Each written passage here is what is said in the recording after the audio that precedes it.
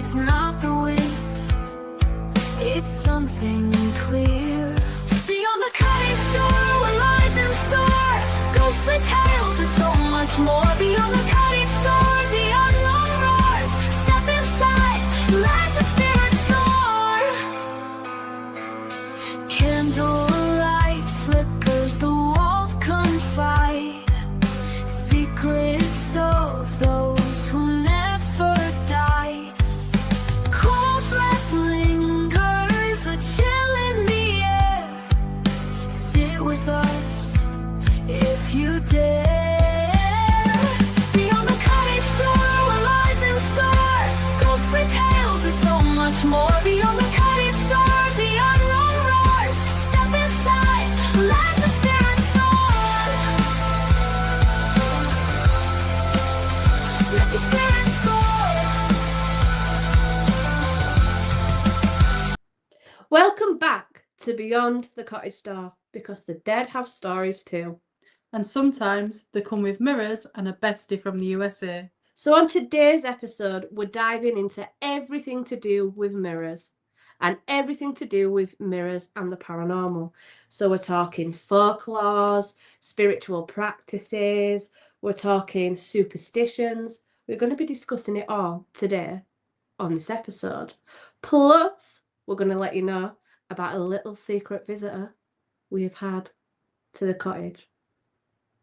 Right, let's kick this off with some superstitions. So the first one we're going to talk about is breaking a mirror. Have you ever done that, Jade?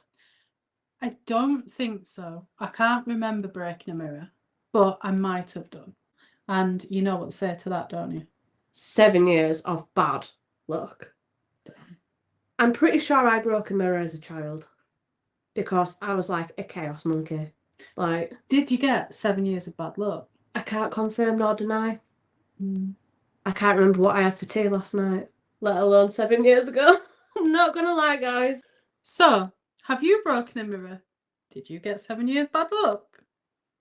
Let us know. Here.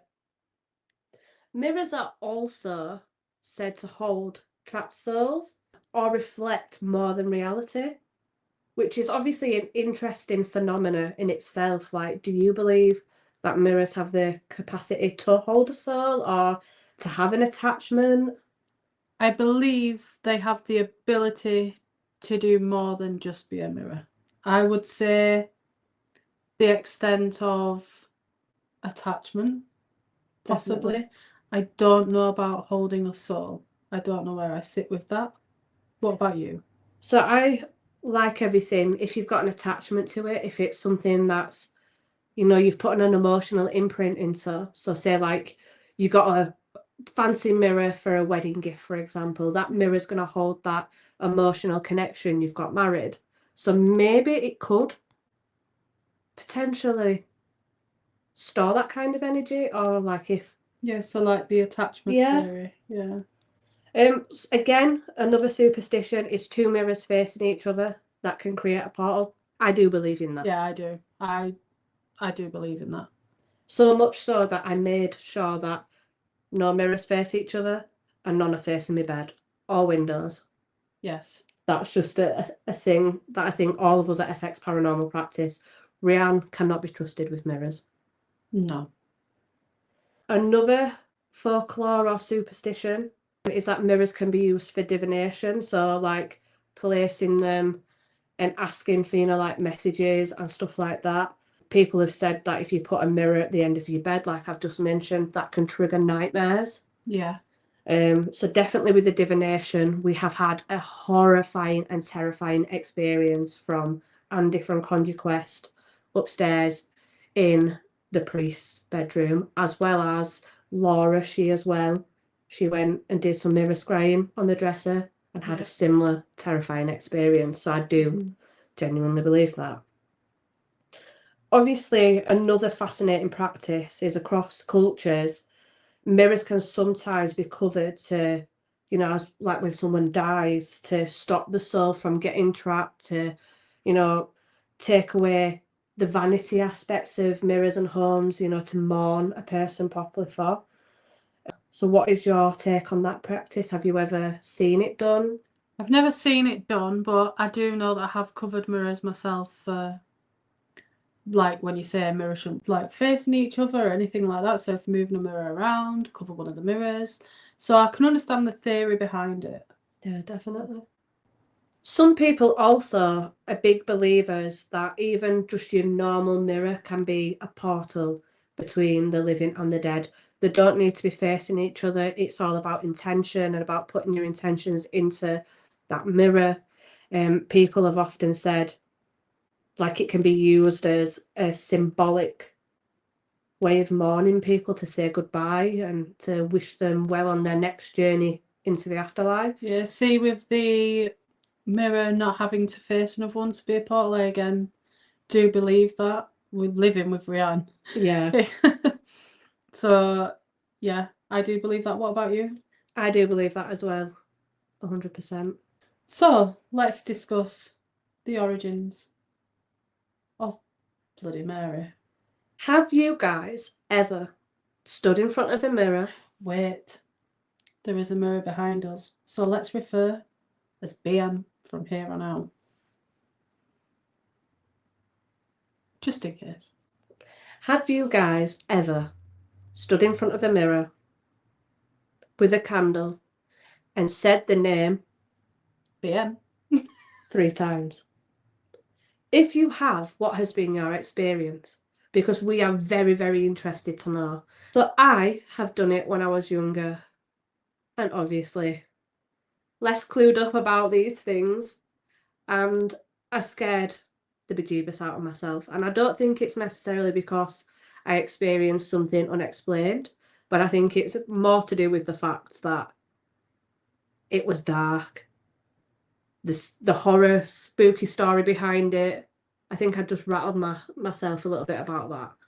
But obviously, people say that she appears bloodied, angry, vengeful, and some people actually link her to Queen Mary I of England. Yeah. And nicknamed her BM. Insert text here. Every time we say BM, we're going to insert the text on my hand. Obviously, people say it comes from, what is it, Jade? Old folk? Yeah, old folk rituals to see and summon spirits. Yeah. And obviously by the 70s and 80s and 90s, it became a sleepover staple where everyone was doing it. Everyone dared to look in that mirror with candlelight or in darkness and say it, and spin round 3 times and all sorts of things. But we really want to know your experiences with that. So if you've had any, please contact us here. So we're going to discuss cultural beliefs around mirrors worldwide. Mm-hmm. Ancient China, let's start there. Mirrors could ward off evil spirits. Many still hang mirrors facing the front door for protection. Yeah. So in Japan, there is a cultural belief that mirrors are sacred objects reflecting truth and purity. In Victorian England, mirrors were covered after death to keep the soul from lingering. And in Mexico, mirrors are linked to the afterlife, sometimes serving as portals. Indigenous and African cultures, mirrors could steal or fragment the soul, so they were often avoided in rituals. So the key takeaway with all these cultural beliefs is that mirrors are rarely just mirrors. They're seen as gateways between the physical and the spiritual realms. So next up, we're going to talk about some real haunted mirror stories. These ones are what we've collected from the internet and are interesting to us. We're going to start off with the one in the priest's bedroom. Obviously, the dresser is not original, and we will say that. But there has been multiple people now that have experienced strange happenings whilst mirror scrying. We will be going into detail of a story from Andy from Conjure Quest later on in the episode. The first one that we're going to discuss is the Mirrors Plantation Mirror in Louisiana, USA. So this mirror allegedly traps the spirit of Sarah Woodruff and her children. And visitors have reported handprints, faces in reflections, and shadowy figures. So next we're going to talk about Captain Frederick Marriott's BM mirror. Insert word here. And that again is linked to Victorian ghost stories. We reflected ghostly figures. Some claimed to see their own death. So next up is the mirror in Zach Bagans' Haunted Museum in Las Vegas. People that have visited that mirrors has reported dizziness, nausea, and dark figures, said to carry lingering energies from occult rituals. Next, we're going to talk about the Drury Lane Theatre mirror in London, England. People say this acts as a portal. Actors have seen the man in grey reflections in this mirror. Wow, that's really interesting. I wonder if we could book in to go see that mirror. Cheeky trip to London. Next, we have the mirror of the Phelps Mansion in Connecticut, USA. This is associated with poltergeist activity in the 1850s. And it reflected writing and faces that weren't physically present. And last, the haunted antique mirror on eBay. This is one that went absolutely viral in 2010. Yeah. Yeah. Sellers claimed that it had bad luck, caused them nightmares, and that they saw shadowy figures. So have you ever caught anything in a reflection that wasn't there? Let us know by commenting on the video. So next we're going to talk about paranormal investigation tools and mirrors. Mirror, mirror on the wall, are you a paranormal investigation tool after all? So there is a lot of discussion about mirrors being an energy amplification. So mirrors can magnify spiritual energy, which again, I do believe that anything can be left as a spiritual offering if it is loved, if it holds memories, if it's used daily. Because let's be honest, we do look in mirrors, we see our reflections daily, whether we want to or not. Yeah. Whether it's bedhead or whatever, we do see our reflections in even not mirrors. Everything. Obviously, there is a lot of talk around mirrors and revealing hidden entities, isn't there, Jade? Yeah, shadow people, spirits, or residual energy. It's all said to be there. Again, that psychological effect can provoke responses from spirits and both humans, but also can instill like that massive fear. So I think like mirror scrying, taking it back to, you know, the Victorian era when this practice became along, were people seeing things, or is it just that like the brain tricking yourself? Yeah, when you've got yourself scared in that fearful moment. So it's a really interesting thing to sort of experience and to look at and to sort of fine tune. So obviously that little bit brings us straight onto scrying and obviously using black mirrors or mirrors made out of crystal. Yeah. Black mirrors, darkened surfaces said to enhance spiritual perception. Yeah. Scrying again is gazing into mirrors, water, fire, crystal balls to receive visions, messages, feelings, emotions. Scrying is used for a lot of things. But other practices and scrying can be used with candles. Fire is also There's lots of different ways. Mirrors can be used to banish bad spirits from or to cleanse a space. And covering mirrors is, again, a practice used for after death.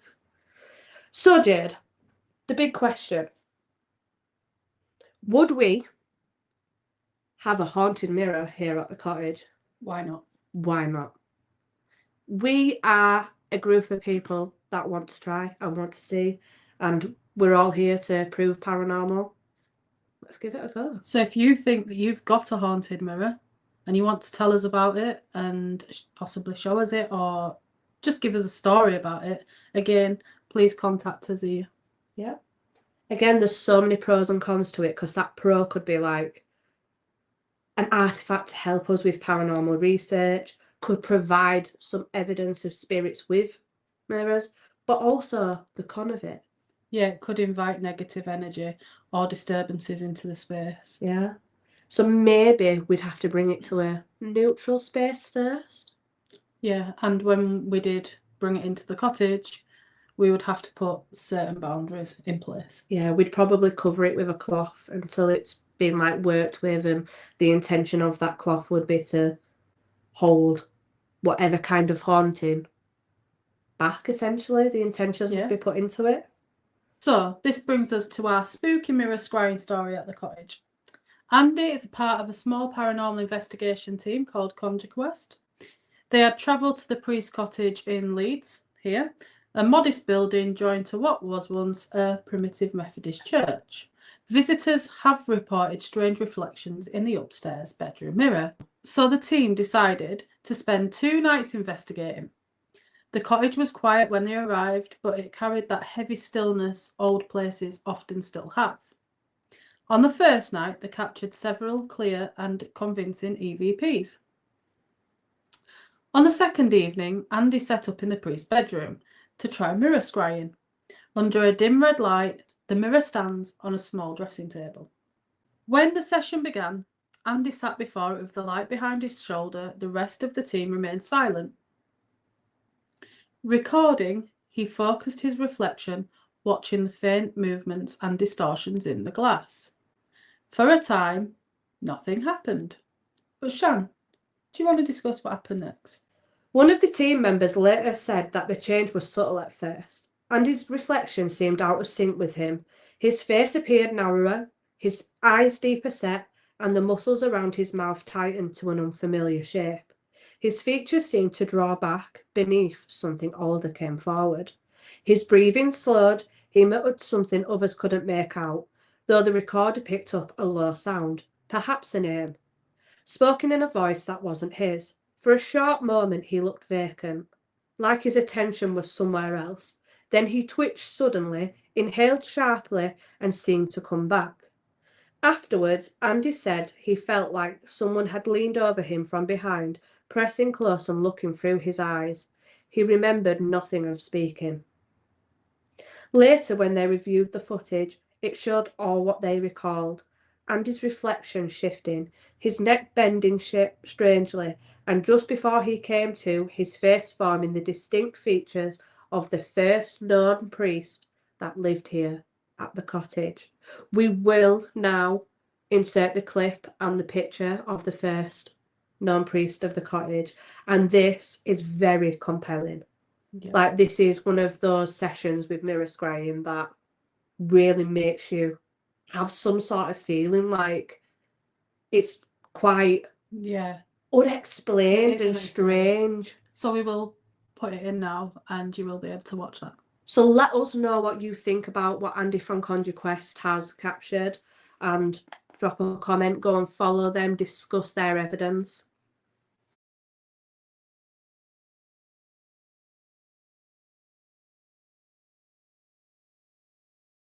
Andy. Oh, it's shocking it. What is that? What? Come on, Andy.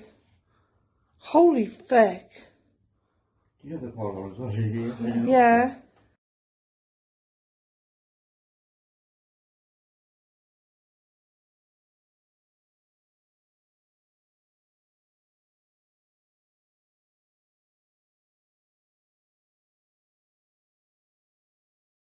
So next up, we're going to talk about Doreen is over for a visit. Yay! Yay! So Doreen is our USA member of the team. She's our coven sister, one of our besties who listens to our chaos and everything to do with life. She's amazing.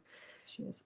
She's recently come over. She's enjoyed a birthday with us, had her first ever experience at the cottage. Jade, do you want to take over and explain how that went? Well, it gave us something to think about, to say the least. It was an investigation she won't forget for a long time. Very relevant information came through while Doreen was here. And let's just say one spirit in particular didn't like her, but the rest all loved that she was here. And the boys in the nursery remembered Doreen and said hello and said hi, and that she was made up from that. It was a really intelligent bit of communication there. It was lovely to see. Obviously, Doreen is here for a number of weeks, so you may see her around if you're visiting the cottage. Yeah, you can meet her by coming to our Spook and Spirit Fest 2025 on the 29th of November. Tickets are available at www.fxparanormal.co.uk.